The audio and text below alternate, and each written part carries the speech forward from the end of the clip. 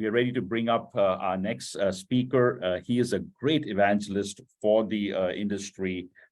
He speaks at some of the topmost events in the blockchain space.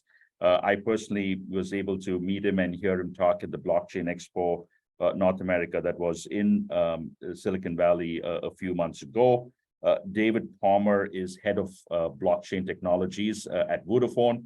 Many of you know Vodafone is one of the biggest telecom companies and wireless companies out there with a huge global footprint, and especially in Europe. So they're doing some cutting edge. He and his team are doing some really cutting edge things at Vodafone, and hopefully we'll be able to get a peek into that. He has written a book that will be out soon. That is titled "The Business of Metaverse: How Organizations Can Optimize the Opportunities of Web3." I've always enjoyed hearing him talk. His topic today is key metaverse trends for 2024. Without further ado, let's bring up David Palmer. Thanks, Tanvir. That's a very complimentary description. Let's hope I can do a little bit of justice to that going forwards. But I'm gonna maybe share some slides if that's okay. Yeah, absolutely. And just run through some key discussions on the metaverse. So hopefully, if you could give me sharing rights, I should be able to share some slides. Okay. Yes. Okay, that's good. All right. So I'm going to bring up some slides and maybe just have a bit of discussion now. So I'm just going to let me know when you can see the presentation. Let me take a bit of time. Just in presentation mode, and we're good to go. Yep, we can see your slides. Pretty cool, actually. Okay. I mean, the first thing I want to discuss are the key trends for 2024. So I think what we've got to acknowledge when discussing the metaverse is that it's a different discussion now than it was in 2021. I think we've got to be honest with ourselves that 2021, especially when Facebook changed its name to Meta, we had a lot of hype around the metaverse. I believe that there was billions spent in the first 6 months, and it was bucking the trend of a bear market in Web3. So it's a different discussion now, but nonetheless, the metaverse isn't going anywhere, right? So let's just look at the wider discussion of what's happening, right? So if we look at what's happening in the wider world, and I always use this slide, we have a growing population. So we're expecting that by 2030, there'll be about 8.5 billion people in the world. And one of the success factors, I remember being at university and sort of attempting to buy my first mobile phone, and it was a real novelty.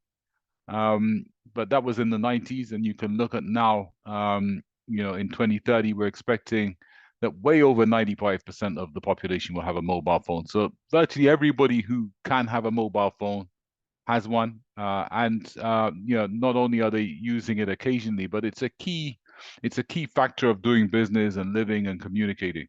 So one of the great success stories that we have to date is the mobile phone, right? Which we can say has made the world smaller and has changed the world. IoT, an area that I've worked in for 10 years plus, is also beginning to change things. Devices, devices we wear, devices businesses use are increasingly connected. And we're forecasting that by 2030, in excess of 30 billion IoT devices, anything from connected drones, connected cabinets, connected sensors, connected cars, connected containers, will be in operation, transmitting data. But that's another big success story, which is changing the way businesses operate. And this one shocked me. This one really shocked me. So digital wallets, 2024, next year, there will be 4 billion digital wallets, not crypto wallets, so not your MetaMask, but more your Apple Pay and your Google Pay and your traditional digital wallets, but 4 billion. And we're expecting that by 2030, 5.6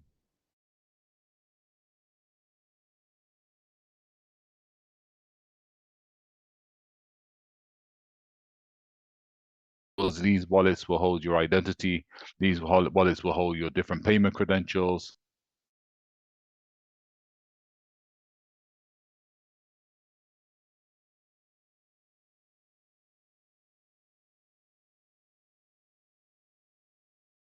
And then we get into blockchain. And despite all the headlines, so you may have seen the headline that it's 15 years since the sort of creation of Bitcoin, and what a journey it's been. But if you look at the adoption, 320 million crypto wallets we're expecting in 2024, and I put a question mark for 2030 because I believe that the adoption of blockchain, to an extent, is just common sense, will depend. And the way they'll use it is through the mobile phone, and it has to have a link to wallets, right? So I think if you want mass adoption, mobile access, good user experience, linked to wallets will help to achieve that, because 320 million compared with mobile penetration of 8 billion and 5.6 billion wallets, shows that it's pretty low, right? So I put a question mark there because I believe integration is key going forward. Look at the metaverse. So 2024, we're expecting 400 million users. You've got platforms like Roblox, Axie Infinity, Decentraland, etc. But actually, I put a question mark on 2030. So we're forecasting 700 million. But I think it's going to be a lot more, and I'll explain why in this presentation. So if you're looking at that, we're seeing that the world has changed.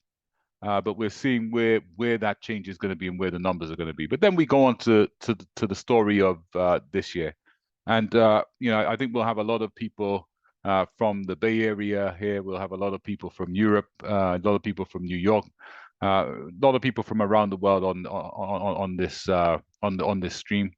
But what is the story of this year? If I was to ask people, you put it in the chat. I'm sure the answer is Chat GPT and OpenAI and generative AI is the story.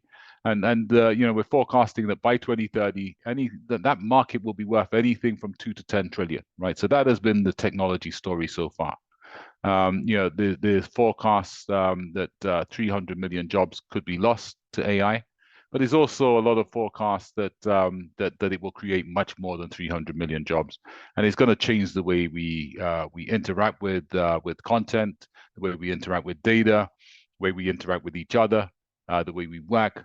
But it will also change a lot of things as well, and that transformation, and the discussions on it are starting to happen. Indeed, this week in the UK, where I'm from, we had a big conference where Elon Musk attended, and our Prime Minister and other leading people on AI, discussing the ethics of it. Is AI going to lead to extinction? How do we govern it? How do we regulate it? And what we can see here is that technology is moving at a rapid speed, but maybe the regulation and the governance isn't catching on. So if we look at this world that's changing, one of the things I'm really proud of is that world is now connected, right? So as well as having 8 billion phones, those phones can do a lot more. We've rolled out 5G networks. There's other, fast fiber connectivity, connecting the world, making it smaller, making AI possible, making Metaverse possible, making second generation applications possible. But blockchain has been a story. So 15 years since Bitcoin, that mad crazy project to decentralize and make the world more transparent, and it has. We have a new infrastructure in blockchain that is emerging, that is bringing trust, right? That is bringing new automation that's being adopted by industry, and some of the applications are decentralized finance, which is proving that finance can be managed by smart contracts. Who would have thought it, right? That's blockchain making that possible, and smart contracts. Same with DAOs, decentralized autonomous organizations, completely run by communities and smart contracts. Smart contracts, illegal in the UK, legal tender in UK. But the automation potential of smart contracts is massive. And if you look at Web3, one of the success stories is the open source nature of it, which is not the same for OpenAI at the moment, and maybe there's some synergies that can be got. Generative AI is intelligence, and it's now learned to surf the internet. It can write code. It's gonna be very transformative. But how do you get trust, right? How do you port value across all of these ecosystems? And that is where the world of tokens, the world of portability of assets, the world of wallets comes in. And then you have the metaverse, right? And the metaverse, some say would be a hype if you look at 2021, but if we actually look at it, if you look at the weakness of Web3, it's UI, right? It's the user interface and the experience. If you look at the weakness of AI, is that AI can't operate without having a body. It can't operate without an environment. It can't operate without an interaction point. All of those things are the metaverse. And that's why I believe that the metaverse is infrastructure, the metaverse is an operating system, and the metaverse will be the new web browser, and it's going to be the new interaction point, which brings all of these technologies and all this transformative technologies together. So what is the metaverse? What is it, right? So it's a digital world which exists alongside the real world. So it's not something in isolation. It exists alongside the real world, and how it operates with the real world will be critical. That provides a digital operating system on which applications are built that provide a shared virtual reality experience, an economy, business models, and interoperability across users, ecosystems, and communities. So that's my definition, which has changed since 2021. And I kind of see the metaverse evolving in this way. So the first thing I'll say is that I believe that the metaverse, will evolve, first around in industry and consumers, and I think these things are starting to take off. While the world is waiting, the gaming community has accelerated and started to adopt the metaverse. But I think retail is taking off. There's massive potential for education, training, social media, socializing, collaborating, and creating. And that I call the consumer metaverse. But also in industry, we're seeing massive, potential and adoption of digital twins, augmented manufacturing, immersive trading, metaverse of things. So this is the link between Internet of Things data and industry, supply chain, etc. Right. So there's a lot that's happening, and I believe that where these two things, the consumer metaverse, which is happening, and the industrial metaverse intersect, then you have this exciting area of the shared metaverse. And the beginnings of that are the creator economy, the advertising economy, the producer economy, the data economy, the virtual businesses that can come up, which exist totally online in the metaverse that cross different boundaries. And of course, the gig economy, where we can be businesses and our services can operate in many different metaverse environments. If you look at that, there's a few things that sort of feed that.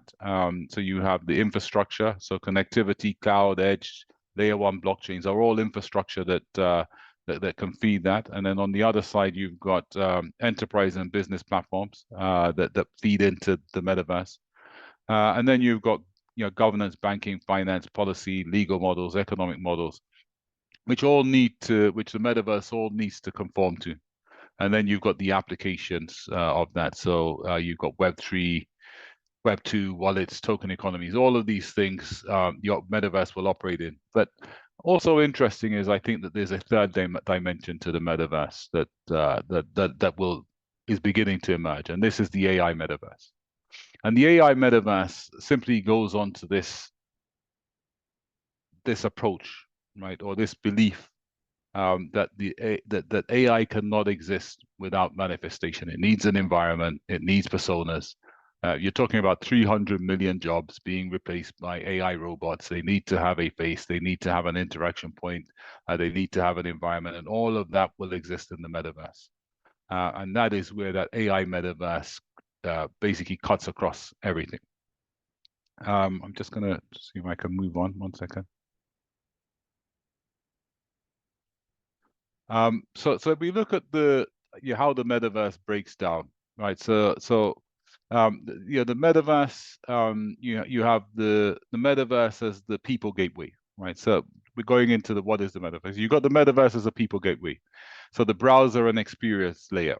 right? So the metaverse replaces the internet browser with new immersive contextual access to content, AI, and AR, VR applications, right? So that is one thing. We've had Internet Explorer, and now we go to Google Chrome. The new interaction point, as Apple are beginning to show with the Apple Pro and their space and their environment, will be the metaverse, right? And then you've got the Web3 and fintech aspects of it, which is the content, business, and finance, and the interoperability that basically allows people and their experience and that interaction point to be interoperable and to have different types of content. And then when you look at how all of the data that's going to be created in the metaverse will be used and how it will be value adding, that's where you have AI, which will be the intelligence layer of the metaverse in two ways. One of them is that the data that we produce will, can be personalized very quickly to provide, personalized experience or personalized experiences for people and businesses in the metaverse. But also, I believe that the metaverse, the AI and AI bots will be the workers of the metaverse. Because the metaverse can give them personas, because AI gives them intelligence, because they can operate within processes, that they will be part of the metaverse workforce. And then you have the bridge now to the future, which is Web 2, which is providing applications infrastructure, and is part of the transition point. Now, why Web 2 is important sort of comes into the next slide.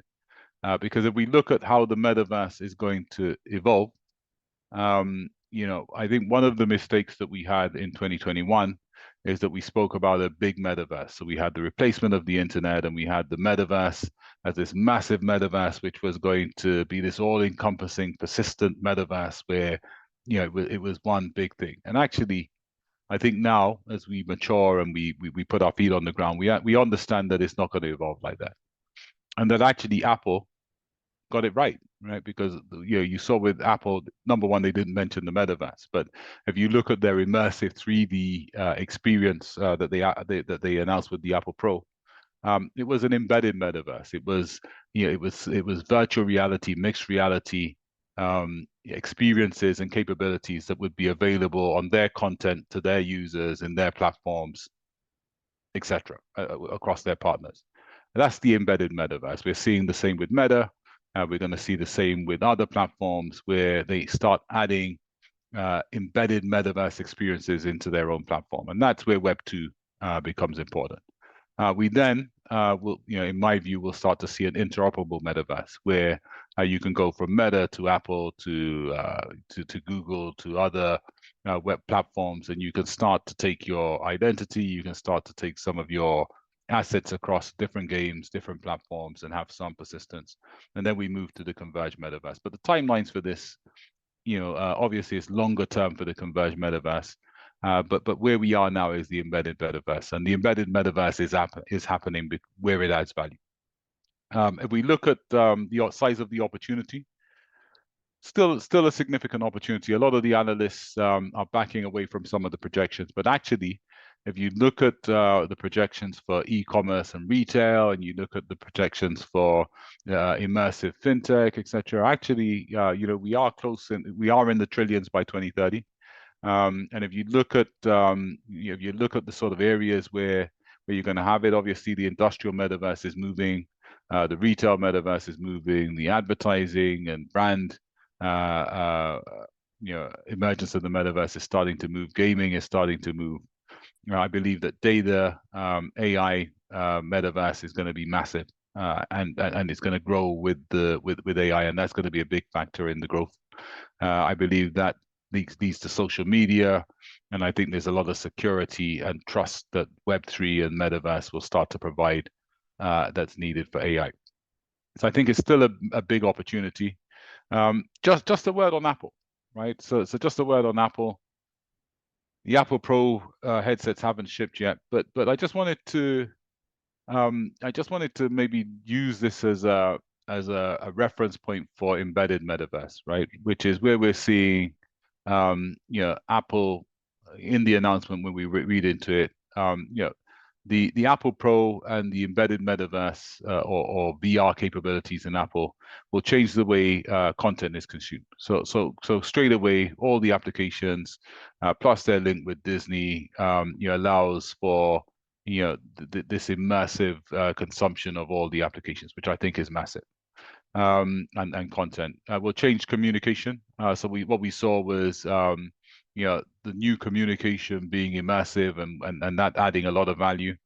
I was really excited about having a 3D interactive cinema with my AirPods and my Apple Pro headset on a plane. That's massive, and will change the way we consume content, and of course you can collaborate on that as well. It's going to lead to more data.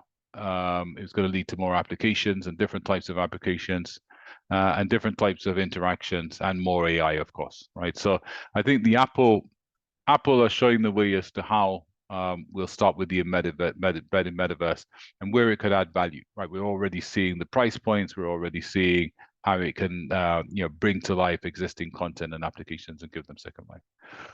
In terms of the metaverse architecture, so this is a conceptual metaverse architecture that I've drawn up. And you can see here that if you're looking at it, you've got the retail metaverse, the gaming metaverse, the social metaverse, the industrial metaverse, the financial metaverse, the metaverse economy, metaverse policy and government, metaverse legal and contractual, the AI economy, communities, ecosystems, customers, and workforces. All of these things are coming together in terms of this sort of taxonomy of the metaverse, right? And when we look at it, what is the link between the metaverse and AI? I think you can see here that the AI economy will run across all of this, right, going forwards. And I think that is going to be key to how the metaverse develops initially. I think we didn't see this in 2021, but you're going to see a lot more immersiveness with AI, a lot more metaverse being a place where you can interact with AI, where you can interact with content. And I think that will shape a lot of the contractual policy governance and the initial development. In terms of what we're doing, so I think Tanvir sort of explained that I'm, part of my my role is with Vodafone, and part of what I've been doing for the last 5 years is really looking at how telcos can help, right? So I think the first thing is that I see metaverse, Web3, connectivity, cloud, AI as new digital infrastructure. Right, the infrastructure used to be electricity, and it used to be water, it used to be cable. That's gone, right? We've got a new digital infrastructure that's there. And part of what I've been looking at is, okay, how can mobile play a role, right? We saw that there's 8 billion smartphones, mobile phones in operation. There's 30 billion IoT devices that will be here by 2030. And how can we play a role? So part of what we've done with Vodafone and the digital asset broker platform that I've co-founded, I was first of all look at, okay, we have elliptic curve technology on the SIM card. Some of the leading blockchains also have elliptic curve technology. I do know, and I am aware that quantum technology, does make PKI and RSA technologies very vulnerable, but when we started this 4 or 5 years ago, it was the elliptic curve technology, and we started to look at, okay, could we use the elliptic curve technology in the SIM card and somehow bridge that to blockchain? And I'm pleased to say that we have done that. So we do have the capability to form a bridge directly from a SIM card, all types of SIM cards, including eSIMs and to blockchains. And what does that mean? It means that a device, a phone or a car or another device, can actually have a bridge to the chain. And also with the cryptography we have on the SIM card, which is a hardware secure module, a secure element, and we can also generate multiple public-private key pairs, up to 9, using an applet on the SIM. You have the ability with digital identity for a device with a SIM card to sign on chain, right? So what that means is that why I left the question mark at the beginning in terms of the 320 million signatures is actually what we're working on is 160 million devices in Vodafone being able to participate on a blockchain and sign externally on a blockchain. So that's what the SIM technology is doing. Also, we're linking to wallets. So because we have a hardware secure module, because we have cryptographic keys, because we have a digital identity, actually we can link securely to payment rails, blockchain payment rails, but also fintech payment rails, and we can sign, which means that devices can trigger payments. And you would have seen recently, I won't name the names, but there's big car manufacturers talking about paying with the car. So you call it pay by car or in-car payments. So don't pay, the person doesn't need to pay, the car can pay. Maybe not so interesting for consumers, but for businesses who have, who have vehicles on the road that they want to pay for congestion charging, for parking, for EV charging. And when we start moving into autonomous vehicles, the car being able to pay, the car being able to have an identity is a massive thing, and the car manufacturers are starting to implement this now. But how do the devices trust each other is blockchain. How do we secure things is cryptography, and that's what we're doing with the digital asset broker. And the other thing I wanted to explore in the metaverse is the importance of smart contracts. Because one thing you can think of, in the metaverse is that you will not have people around and paper contracts. It's going to accelerate the move to automation. And I think smart contracts and Web3 have already shown the way. And if we look at some of the smart contracts that are there, you can look at ERC. I'll use the Ethereum smart contracts, but the equivalent exists on other chains.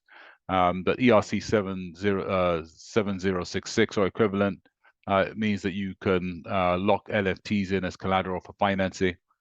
So this could be interesting where you have assets in the metaverse that you want to pool into financial assets. That smart contract could be used. You could look at 6551 or equivalent. So that's a smart contract for wallets for content NFTs that enables them to be bundled with other tokens or NFTs. So again, that's where you're creating a pool of assets.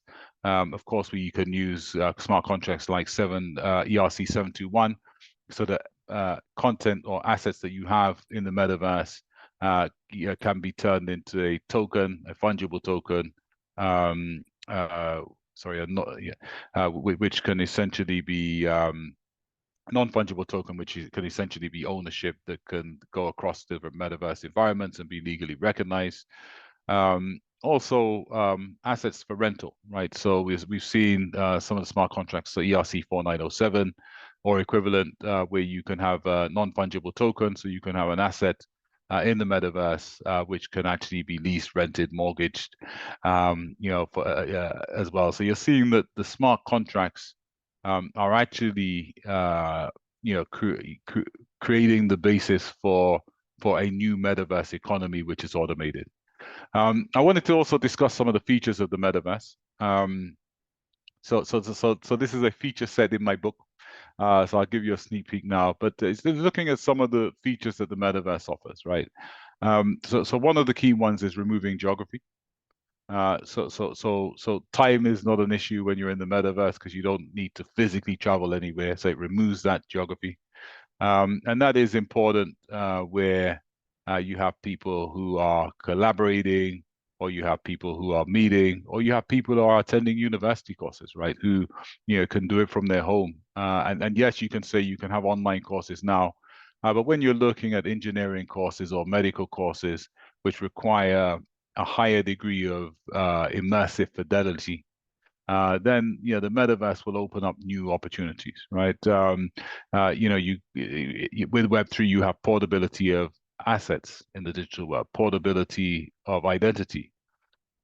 Interestingly, what we've seen is these conversations between Elon Musk and Steve Jobs or other things. But with the data we have now on people and their patterns, AI can actually bring people back to life if there's enough information on them, where you can discuss issues now with people from the past. So that's one thing that we'll start to see.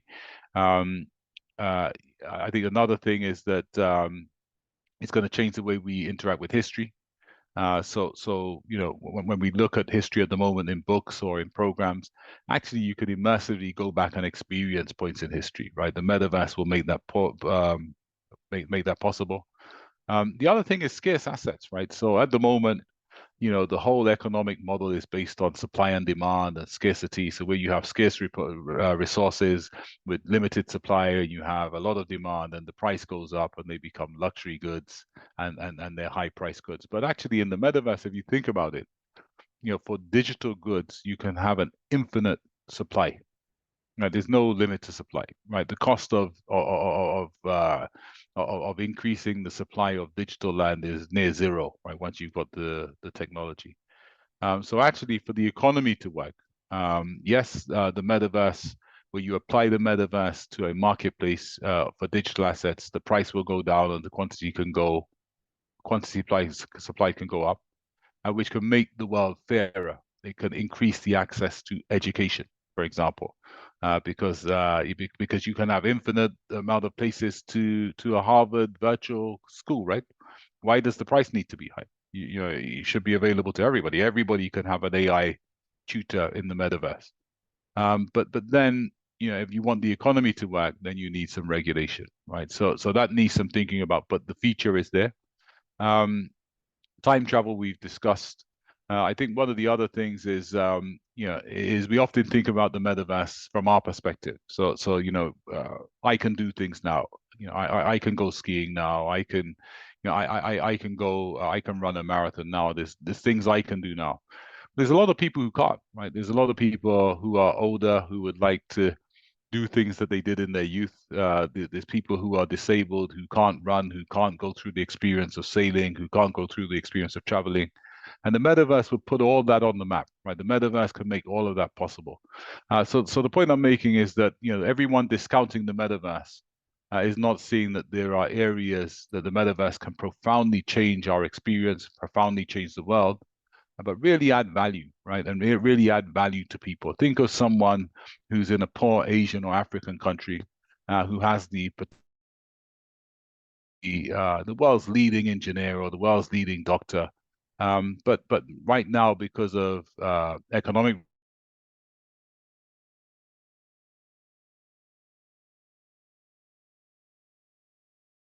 tool to reset the boundaries of opportunity. But regulation is going to be important, right? So if you look at you know, how the metaverse is going to be regulated, obviously you have you know, central banks and national finance authorities that are you know, will need to regulate the finance of the metaverse if we're looking at tokens. But when you look at embedded metaverse, virtual worlds, gaming metaverses, industrial metaverses, and these interoperable experiences, obviously national legal systems will come into it because these things will cross boundaries, and international law will need to be in place to regulate the metaverse as it goes forwards. So what are the, you know, some of the sort of things we need to consider from a legal point of view as we go into 2024? So one of them is, how will the current IP framework be suited to the metaverse age? Yeah, will it adapt, and could art hold the key? So actually, you know, there's a lot of IP created in the metaverse. How's that going to be regulated? With people, organizations, machines, AI have many personas. How do you trace activity? Smart contracts to start, but what about DAOs and law firms and courts? Jurisdiction, how will that be handled in the metaverse? How will trademarks be handled in the metaverse? You know, can AI in the metaverse actually automate the legal profession? Are you going to have metaverse and AI courts? Are you going to have metaverse AI lawyers? Are you going to have AI metaverse? There's a lot of questions about how the mechanics will work of regulation and legal. And these are some of the questions that will need to be answered. I just put one question, you know, could digital identity and wallets be the future? So one of the things is, you know, identities, or digital identities have the potential to really change the way we operate in the metaverse, right? The metaverse will, you know, lower the boundaries of geography, lower the boundaries of entry. But I also believe that it's going to create new dynamics for business, right? And I believe that I should be able to get to link with Tanvir that we should be able to link our identities for a period of time, and we should be able to enter a smart contract for a specific business opportunity. I believe that Web3, wallets, connectivity, and the metaverse will make that possible. NFTs, I believe, are going to be critical. Again, NFTs are something that suffered in the bear market, but the idea of a digital world having digital ownership, will be important. I think we've discussed some of these smart contracts going forward. I also believe that the Internet of Things and the metaverse will be important. Why? Because you're going to have 30 billion IoT devices, right? And the biggest thing that's going to be happening over the next 5 to 10 years will be AI. And what is the food AI needs? It's data. Where's that data going to be coming from? Internet of Things. So the bridge between the Internet of Things, large language models based on the Internet of Things, foundation models based on the Internet of Things, and this feeding the AI economy, blockchain providing trust and security of that data, I think is going to be a massive market. So what are the keys to the metaverse going forward? So I think AI and the data economy, the token economy that has been developing in Web3 is going to be, intrinsic to the financial system. Digital identity will be important, as we can have many different personas, but ultimately, and we can control our credentials, and we need to automate our authentication and our travel in the metaverse and our financial applications in the metaverse and financing in the metaverse. But ultimately, we need to go back to a person or organization that has the ability to contract, and we need redress to legal systems. I believe the wallets are going to be critical, bridging between real world and digital world assets. Obviously, we need to be connected, and we need distributed infrastructure. So I think these are all important, as well as quantum proofing. Just going on. So I just want to maybe end by a summary of the metaverse for sort of AI, Web3, and telco. And I'll start by really summing up what I think the metaverse is, right? So my view of the metaverse is that it's not VR and AR. Actually, the metaverse is going to be the new web browser, the new interaction point between people, businesses, and content and data, right? And AI. And I believe that the metaverse will be AI on Earth. And I believe that with the sheer quantity of data, the sheer quantity of interactions, Web3 will be key for trust, governance, and the economy of that. Telco will be the connectivity and the security at the edge, and the key to success with the new operating system. And the winners, the new Googles and the new big companies, will be the people who can put this technology together, these technologies together. From a regulatory point of view, these are critical success factors for the metaverse, right? So is the metaverse a new virtual world, or is it just part of the physical world? And actually, the metaverse won't exist in isolation, right? It's going to have to work with existing law, existing regulations, and the ability to do this quickly will determine how quickly the metaverse will start to gain adoption. How do you approach solutions for new challenges to IP, trademarks, etc.? This is going to be important because for the metaverse to accelerate, it needs content, it needs protection of innovation, it needs protection of creators, and IP and trademarks which cross international boundaries digitally will need to be worked out very quickly. But laws take a long time. And I think the quickest route is to make sure, as for art, that the metaverse finds precedents in the existing legal and regulatory framework to move quickly. Solutions for IP, jurisdiction, again, need to follow existing precedents as far as possible. Another thing, will the metaverse have its own economy? If so, can we learn from the crypto regulation? So crypto has moved forwards, but the regulation has been catching up. I think the metaverse will bridge, the CeFi economy, so established economic systems, but it will also bring in crypto and the token economy, and that will require some new regulation. But I think it will start with what we have now. And is the metaverse AI on Earth? If so, can the laws and regulations keep up? And I think this is going to be the biggest thing, that existing legal systems will not keep up with the metaverse and the speed and the international nature of it. We've seen with the internet that that we have some means to go forwards, but I think the metaverse is going to be another level. And I think the digital metaverse needs digital law, and it needs digital regulation, which can be executed real time. Maybe smart contracts, smart legal agreements are the way forwards. But these are key things that need to be settled. So I'll stop there. Hopefully I didn't go over time. And take any questions. Over to you, Tande. David, that was you had us mesmerized. The data points were jaw-dropping, and phenomenal presentation. I'm not saying this with bias, but I think this was your best one. Yeah, thank you so much. That was great and spot on the time as well. I wanted to ask you this question, and this is not from a negative thing, but more from the opportunities, and many of us are very excited about what's coming.